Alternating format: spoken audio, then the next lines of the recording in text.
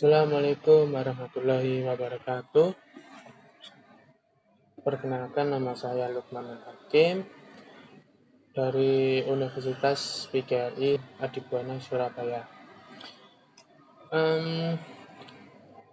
Dengan NIM 21580010 Prodi PVKK Tata Boga.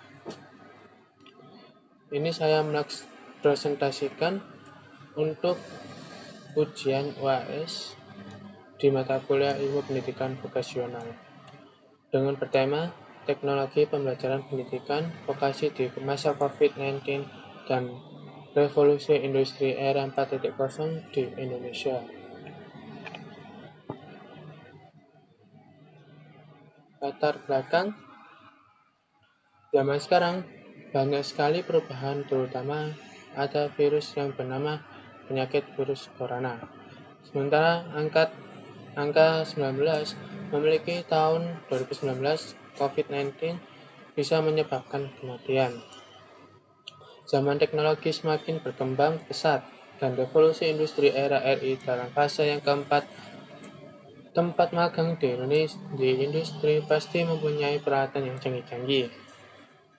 Sekolah mulai SD, SMP, SMK maupun universitas menggunakan sistem daring dengan menggunakan teknologi masa kini, yaitu handphone atau perangkat lainnya menggunakan pembelajaran media jaringan. Rumusan masalah. Berdasarkan latar belakang yang telah dipaparkan, maka dapat dirumuskan beberapa rumusan masalah sebagai berikut. 1. Pendidikan vokasional di Indonesia terkini sangat penting untuk siswa SMK atau mahasiswa di dunia industri dan mempengaruhi kelulusan dan mencari pekerjaan yang akan diminatkan.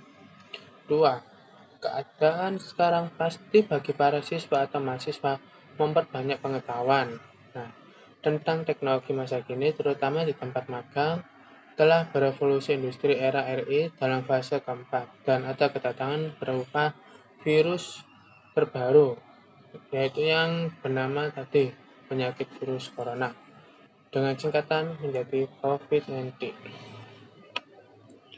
Ringkasan materi dibagi 5, yaitu 1. Pengembangan teknologi metode pembelajaran di SMK Kurikulum 2013. 2.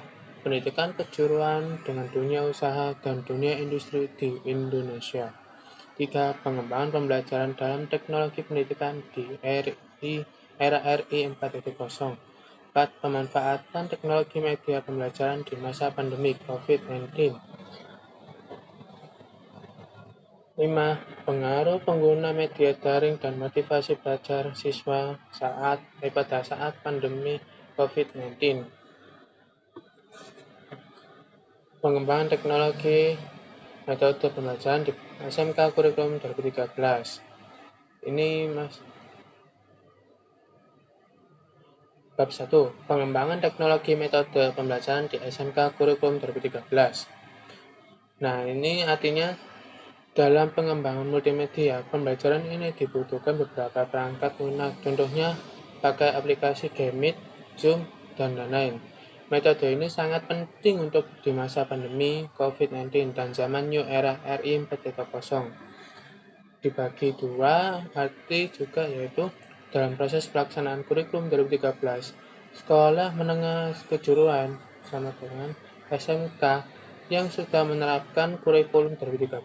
Tentu ada banyak kendala, terutama dari segi metode yang digunakan guru dalam proses pembelajarannya. 2. Sebagai komponen inovasi dalam kurikulum, banyak di antara guru SMK di Indonesia yang belum mengetahui dan mengimplementasikan metode-metode dan pendekatan pembelajaran tersebut dalam merencanakan dan melaksanakan pembelajaran di kelas yang dengan baik. Bab 2. Pendidikan kejuruan dengan dunia usaha dan dunia industri di Indonesia. Sekolah menengah kejuruan SMK mempunyai hubungan dengan dunia usaha dan dunia industri dalam berbagai bentuk kegiatan di sekolah.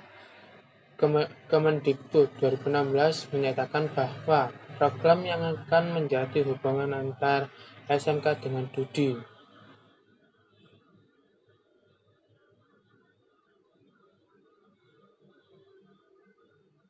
dalam UU SPN nomor 20 pasal 3 menjelaskan dalam pasal 15 tahun 2003 menyatakan bahwa sekolah menengah kejuruan SMK adalah satuan tingkat pendidikan menengah untuk mempersiapkan peserta didik untuk bekerja pada bidang tertentu. Kemendikbud 2016 menyatakan bahwa paling tidak ada 8 program yang menjadi hubungan antara SMK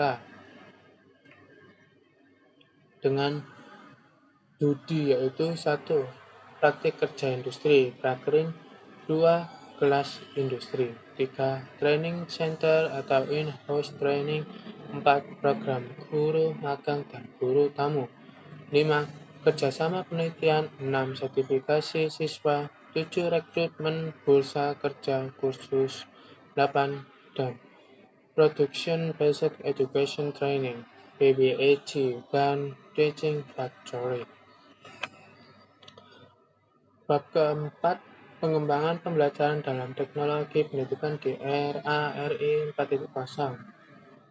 Ini bab 3. Revolusi industri saat ini memasuki fase keempat.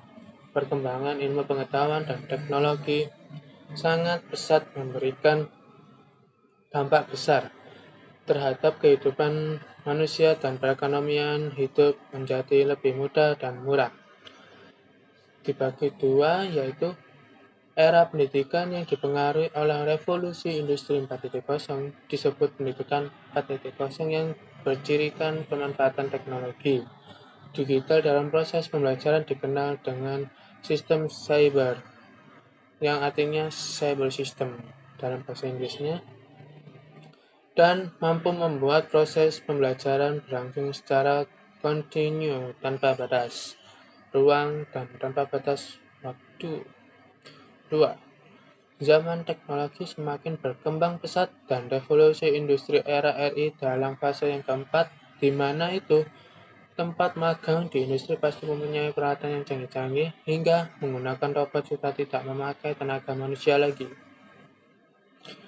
Nah, makanya kita untuk siswa atau mahasiswa SMK di new era ini tidak boleh sampai ketinggalan dengan peralatan yang super canggih, terutama kayak pengemudi mobil yang tanpa setir.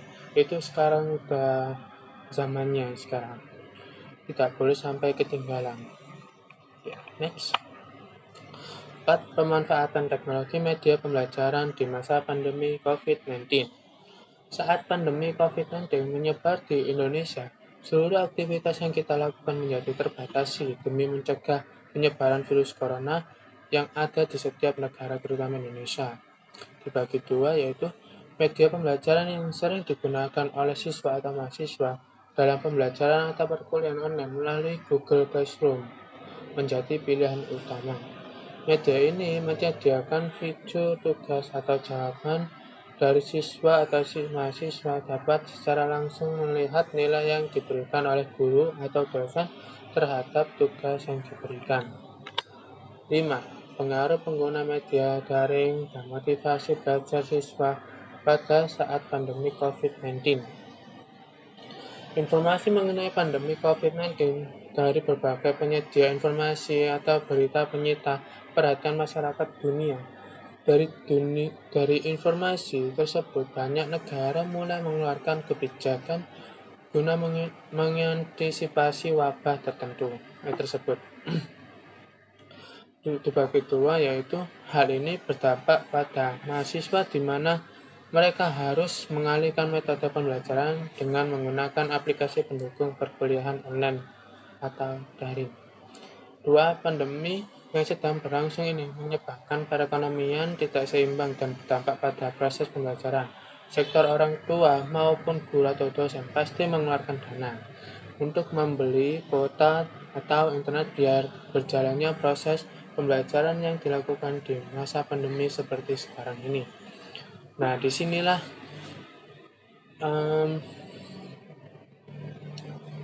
menghambat perekonomian untuk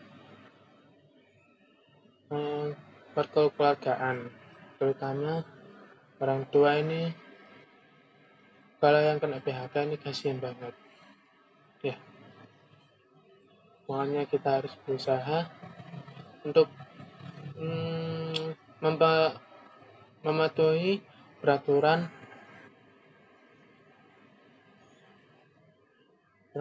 kesehatan pemerintah. Ya, lupa.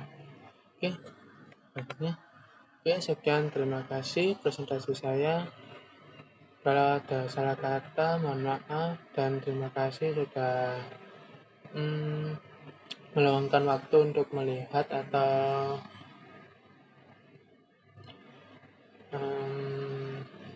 ya begitulah. Ya, makasih. Assalamualaikum warahmatullahi wabarakatuh.